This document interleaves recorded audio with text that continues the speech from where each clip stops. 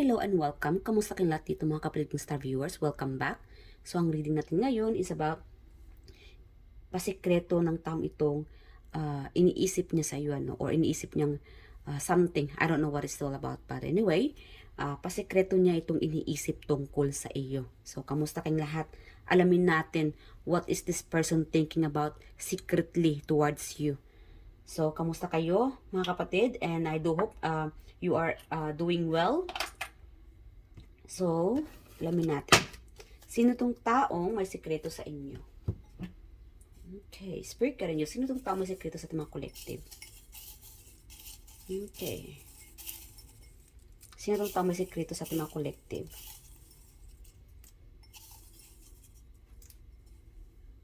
Okay. Hold on. Sino tong taong may sekreto sa ating mga collective? Sino siya? Ang lola mo, si lola, a family member, tambay na lalaki, may itong tambay na lalaki, thinking about you secretly. Oh my God, tambay, dalawa talaga, no? So, itong tao ito walang trabaho, nasa bahay lang, iniisip ka, soulmate, your soulmate is thinking about you secretly. Oh. Okay, seaman, ang tao ito ay seaman. FB friends na babae, secretly thinking about you or have secret about you, ex-boyfriend, yung ex-boyfriend mo, iniisip ka, sekreto lang, ex-partner, my God, mga ex naglalabasan, manager, this person is your manager, secretly thinking about you, okay, schoolmate, isa sa iyong mga kaklase or schoolmate, secretly thinking about you. Wow, another schoolmate confirms, another schoolmate and tambay na lalaki secretly thinking about you.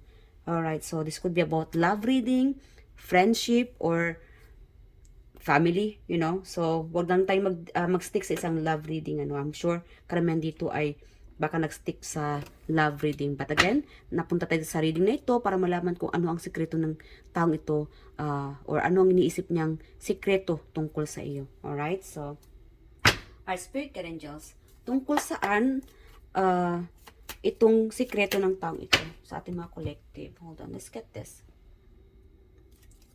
Our spirit guide angels, tungkol saan ang sikreto ng taong ito sa ating mga collective. Okay. Victim. Injustice. Feeling victim ang taong ito. Okay. So, yung iba dito, I don't know, this could be like related sa marriage. Ex-partner. Feeling siguro niya victim siya. Ito ang sikreto niya, no? I think the secret about this person is hindi niya alam kung paano i-confront ka. Yung iba dito. Okay, yes. Oh my God. Parang ano yata itong balahibo ko. Wala naman akong balahibo, pero tingnan mo, oh. Secret. The bottom of the deck, secret. My God. So, hindi pwedeng i-voice out.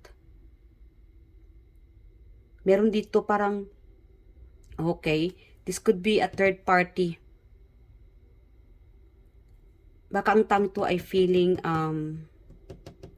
I don't know, baka yung partner niya or yung ka-third party ay sinabihan siya na huwag itong sabihin sa inyo. But deep down, ang taong ito ay feeling guilty. Kaya nga nagsisimba to palagi, nagpipray palagi. Because this secret is not that really easy to hold or to keep. Okay, wow. Secret talaga. Itong reading na ito ay talagang nag-fit in sa reading natin, ano?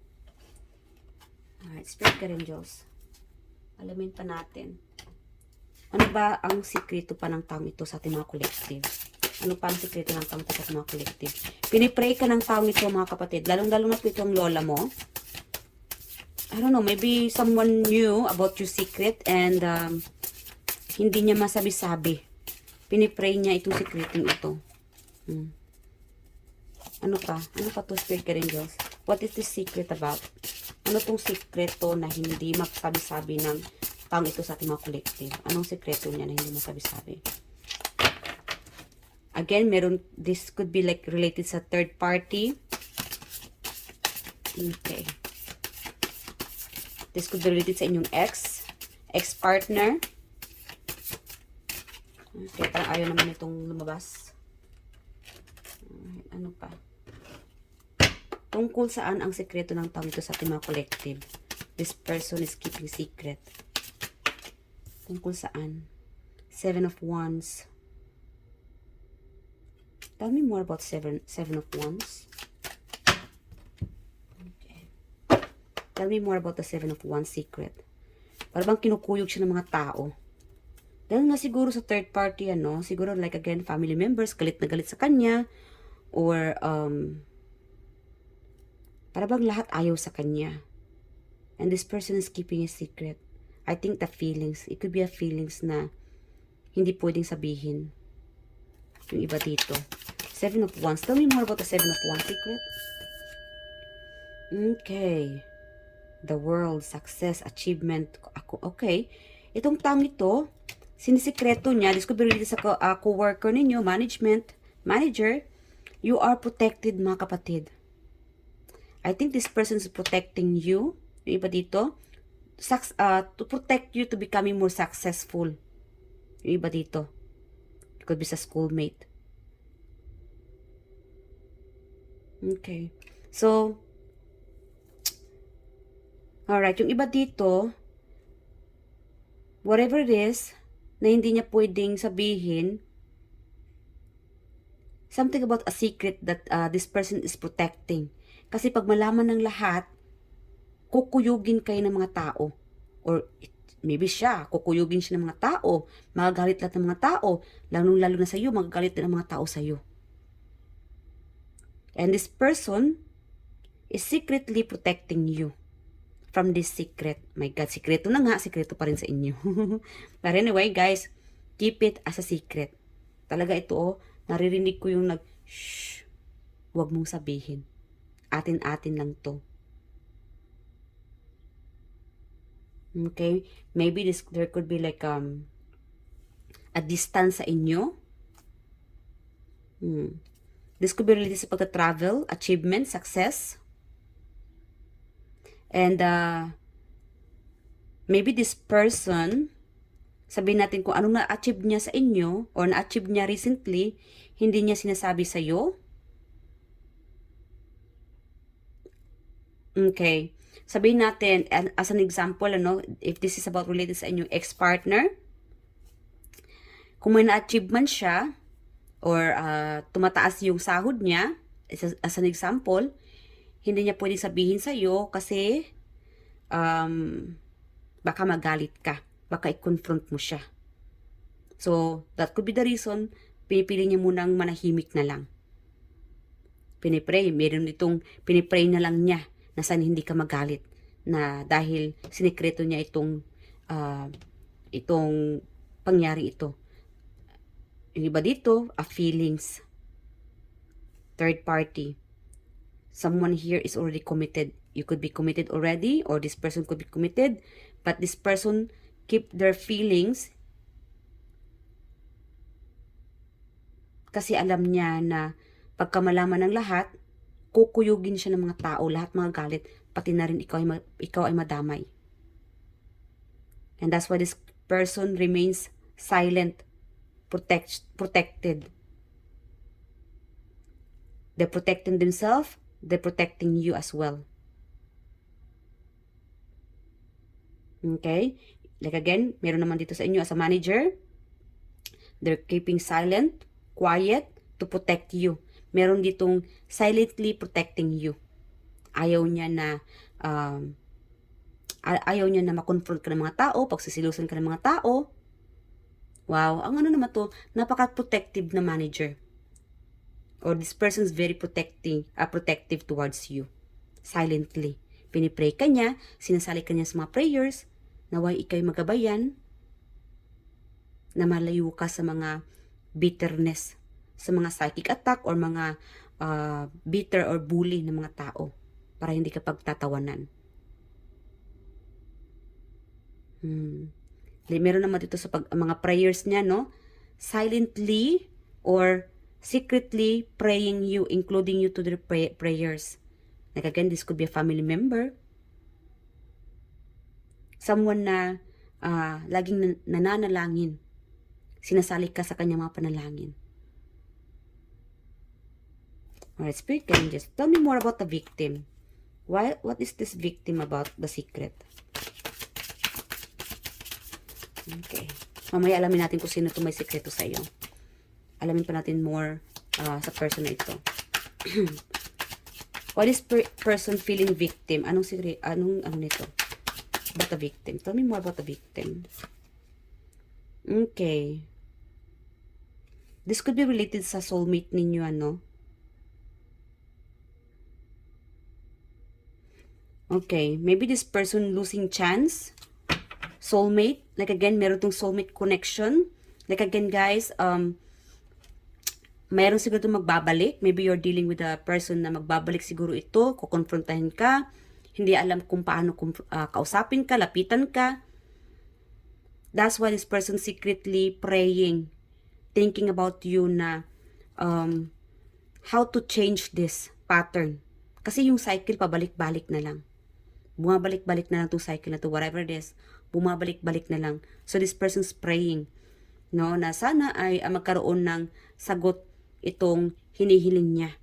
Secretly asking to the universe about the cycle of your relationship. It could be marriage, sa married ninyo, married life, or it could be ex ninyo, or whoever it is, you are dealing with your soulmate. Secretly praying to end this cycle. No? Siguro feeling victim siya, or siguro lagi kayo nag-aaway, or maybe it needs a confrontation. Like again, guys, kunin nyo lang mga kapatid kung saan kayo nakakasunit. Kung hindi naman, para yun sa iba. And wag lang po tayo magalit, no, or bitter. Yeah, and yung iba naman dito sa inyo, secretly thinking na do not blame them. Siguro biniblame mo siya. Siguro nagkaroon kayo ng away, hindi kayo nag-uusap, yung iba dito. Kasi meron tong tahimik lang nananahimik lang. Meron siguro nagkaroon ng confrontation or blaming. Siya ang tinuturo mong may kasalanan and siya yung victim or ikaw tong victim, vice versa. Ikaw lang nakakaalam, guys, ha. Kunin nyo lang dito kung alin itong sitwasyon ninyo. Alright, so someone feeling like blame, no? Or a situation na I think it need to be changed. Kasi siguro someone here is nagtatampo. Nagtatampo dahil siguro biniblame mo siya dahil sa, or siguro nasaktan din siya. It could be related sa third party situation. Biniblame mo siya siguro dahil sa pagiging cheater niya. And yeah, this person is like, dahil sa nangyari ito, kung siya itong cheater, ano, meron kasi itong guilt. Nakakaramdam siya ng guilt. Secretly praying, no, kung ikaw ang naging biktima, mga kapatid, mga viewers ko dito, if you are the victim about the third party, this person is secretly praying about the guilt. Andyan pa rin sa kanya yung guilt. Yeah. Gusto pa rin niyang humihingi ng tawad sa inyo. Sa pangyaring pag-cheat niya, no? Pangangaliwa. Dahil sa kanya tinuturo lahat ng problema, lahat ng pagkakamali. Yeah. Karamihan dito sa kanya nakatutok eh. Nakatutok sa kanya lahat itong mga problema, mga tao nakatingin sa kanya. Okay. Yeah, I'm also getting like, soulmate, energetically, you might be sensing this person thinking about you. Maybe yung iba dito sa inyo, recently, dreaming about this person, thinking about this person. Yes, this person's thinking about you secretly. Hoping Meron tong hoping. Energetically wants to see you. Reminiscing about the past. Kasi meron tong energetic, experience, optimistic, confident, strong, friendly, funny, charming, way with words, fearless, free thinking, motivated, action-oriented, proud, passionate, and honest. Yeah, this person wants to be honest. Meron dito sa inyo, secretly wants to confess their feelings towards you. Anong i-confess niyang feelings towards you? Ano ba yung current feelings ng tao ito sa inyo? Alamin nga natin. Okay. Alright, Spirit Guardians. Ito magko-confess. Confess. Secretly na gusto niya mag-confess. Anong dapat niyang i-confess sa ating mga collective? Secretly. Anong dapat niyang i-confess? The Chaser. Chaser, codependent relationship, fear of abandonment issue. Okay, so takot na takot ang tao ito na ang gusto niya sabihin sa inyo, i-confess sa inyo, na natatakot din siya. Natakot siya na, I don't know, something about na siya ang salarin, siya ang nagkakamali. Whatever it is, kailangan niya mag-confess, kailangan niyang ilabas itong nararamdaman niya. Kaya nga meron itong nagpipray. Ngayon siya yung naging biktima. I don't know what it is, no? Takot na takot siya na pag-iwanan mo siya. Gusto ko niyang lapitan, gusto ko niyang makasama, gusto ko niyang mapuntahan. This person's been keeping the secret, their feelings, na gusto niyang sabihin, isawalat sa inyo lahat ng mga nararamdaman niya para matapos na ito. This could be related sa kanyang health, ano? Maybe this person secretly suffering about their health issues, and but this person doesn't know how to tell you. I don't know what this is about, no? Maybe this, yung iba dito, secretly, this could be about sa pamilya mo, no? Lola, health issue, and yeah, pinipray niya na I don't know, something about natanggapin mo, wag mo na siyang kulitin, or wag mo na siyang habulin. Kasi siguro tanggap niya na, no? Tanggap niya na yung karamdaman niya. I don't know, dahil tumatanda na siya, and dahil marami na siyang karamdaman, and tanggap niya na. Something about natanggap niya na. Pinipray ka niya, sabi natin ng lola mo, kung buhay pang lola mo, pinipray ka niya na meron kasi ditong tanggapin eh. Okay, pinipray ka niya na palakasin ang iyong kalooban. This is very specific. Magpakalakas ka, kumain ka ng healthy foods, and naway maprotektahan ka ng universe palagi. Yeah, one of the prayers, no, someone dito na may nagpe-pray dito na maprotektahan ka. Yes, you are protected here. Most of you here, collective. And I'm also getting like a secret. This is a secret. Maybe someone here secretly sending you protection, whatever it is. Wow. I'm hearing like admiring you. Engagement. Okay, so again, a soulmate, a person here, meron ditong secretly wants to, diba, protection. This person wants to protect you. Maybe this person want to be your partner, a lifetime partner. Siguro para sa kanya, ikaw ang sagot sa kanya mga panalangin.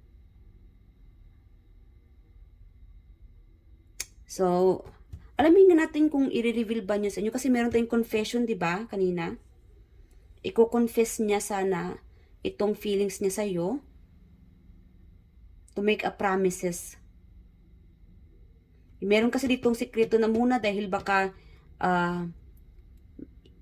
maraming magalit eh. For some reason, maraming magalit. Maybe someone here is committed, kaya maraming magalit. Siguro ikaw ay committed na, and this person is single, and this person could be afraid or keep it a secret muna dahil someone here, meron sa inyo dito na hindi available. Dahil alam niyang maraming magagalit. But this person wants to protect you, to take care of you. Wow. Like again, soulmate or ex, could be ex or FB friends. Okay. So, let's find more message from the universe na. I do hope nakaresunate ka sa reading na ito, mga kapatid. You know what? Let's find out more about this person. A person na may sikreto sa inyo. Spirit Angel, sino pa itong taong may sikreto sa mga collective? Sino siya? This person have feelings, secret. Okay. So, we have here, mas bata pa sa'yo. Mayroon tong age gap. Police. You could be dealing with the police. Okay, a teacher, tutor. Okay, astrology. Maybe Chinese. Mahilig sa mga astrology, ano? Mapagmahal na tao ang taong ito. Katrabaho mong lalaki. Okay. Emotional. Naging emotional ang taong ito. Professional. This could be the reason kaya naging secretive ang taong ito, ano? Sinisekreto niya yung emotion niya sa inyo. Your other half soulmate, my God. Alright, mas matangkad pa sa'yo. Flight stewardess. Okay, around 20s. Like again, schoolmate. Okay, ano pa? Gemini. Yeah, astrology. Mahilig ang taong ito sa mga astrology, ano? Gemini, maarte. Okay. Middle class. May kakayahan ang taong ito. Clothing designer, again, may kakayahan siya, no, na to take care of you, to protect you. Letter P, meron siyang letter P sa pangalan niya. Si Piolo na siguro ito. Camera, mahilig sa picture taking, or may picture siguro kayo, or mahilig sa camera ang taong ito, or cameraman. Letter H. Alright, alamin pa natin. Spirit Angels, initials ng taong ito. Letter R, and D, and W, and pa. 3 more. Initials. Initials. And again, H, and O, and N. Alright, guys. So, we have here, and Z. Wow, meron pa pala dito. Again, Gemini. Nabanggit ko na ba yung Gemini kanina? And Sagittarius. So, HOWNDPR. Kunin nyo lang guys kung saan ka nakasunit. I'm sure kilala mo tong taong ito. Secretly. And their feelings, their emotions. May nagsisi dito secretly. And praying. And yeah, so the cycle, something about the good luck, no, destiny. Siguro destiny mo tong taong ito. And pabalik-balik na lang. Babalik at babalik pa rin siya sa inyo. Anyway, hanggang dito na lang mga kapatid. And I do hope na nakarasunod ka sa reading na ito. I love you guys and please do subscribe sa mga hindi pa nakapag-subscribe. And click nyo lang po yung bell button para makakatanggap kayo ng mga notification, no? So, I'll see you guys in my next reading and thank you. Bye!